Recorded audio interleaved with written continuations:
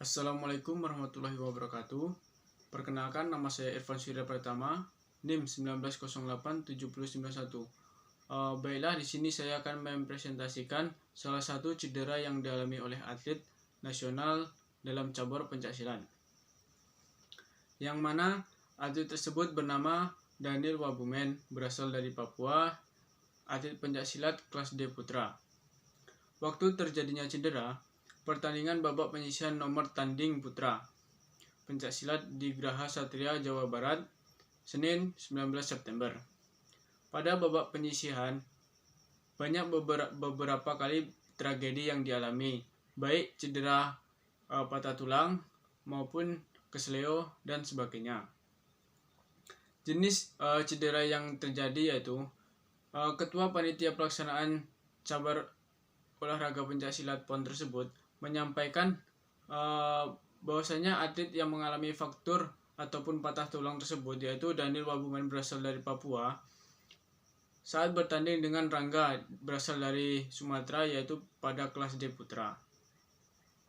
Daniel mengalami fraktur di kaki kiri.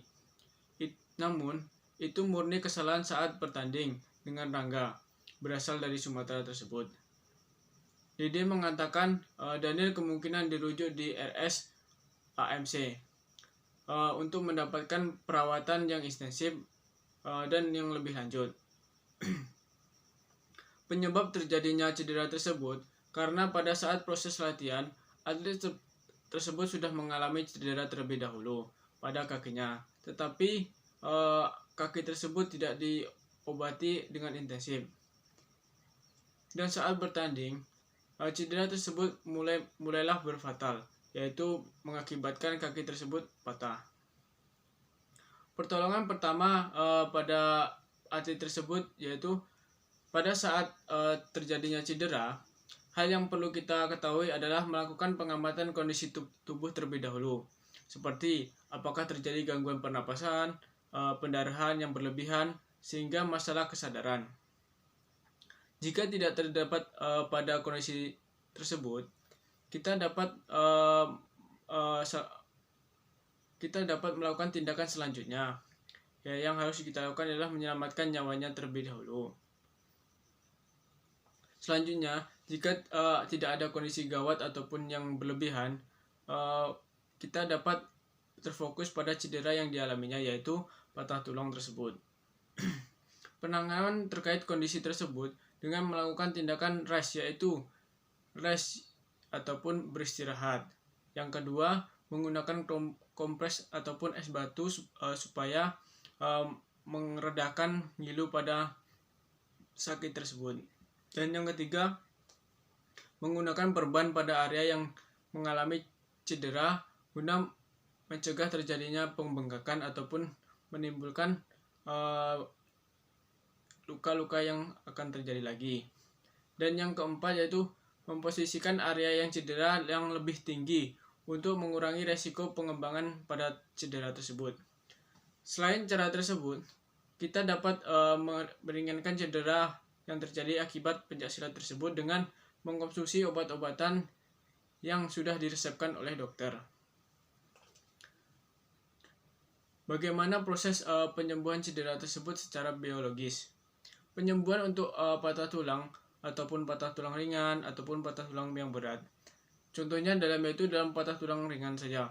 Penyembuhan pada patah tulang ringan terdapat 3 tahap. Yang pertama yaitu mengembalikan tulang ke tempatnya yang semula. Dan yang kedua, bagian patah tulang tidak boleh digerakkan sampai sembuh total. Dan yang keempat, menyembuhkan rasa sakit pada tulang yang merasakan patah tersebut. Biasanya, dokter akan mengembalikan tulang kepada tempatnya yang patah tersebut. Lalu, kita harus menggunakan print ataupun brace untuk memompong tulang yang patah tersebut. Patah tulang yang kedua yaitu patah tulang berat ataupun patah tulang kompleks.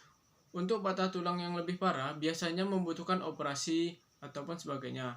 Dokter biasanya memasukkan swerve pin ataupun plat-plat untuk menjaga supaya tulang tersebut tidak patah lagi.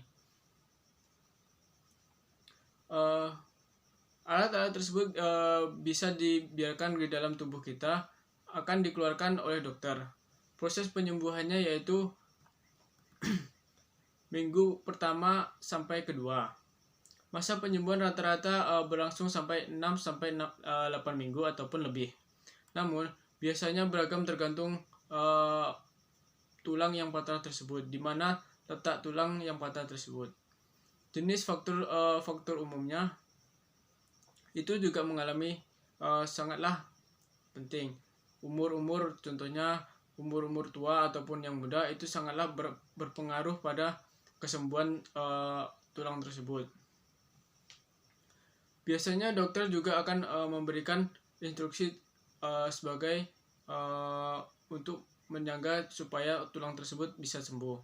Yang pertama, tidak boleh merokok, dan yang kedua, lakukan olahraga kecil-kecilan. Terus yang ketiga, mengkonsumsi makanan-makanan yang sehat. Dan yang keempat, beristirahat yang cukup. Kalau bisa jangan menggerakkan bagian letak patah tulang tersebut. Contohnya, tulang tersebut patahnya pada kaki. Jadi kaki kita tidak boleh digerakkan saat penyembuhan tersebut. Pada minggu ketiga ataupun sampai kelima, gips memang sangat penting untuk menjaga penyembuhan tulang.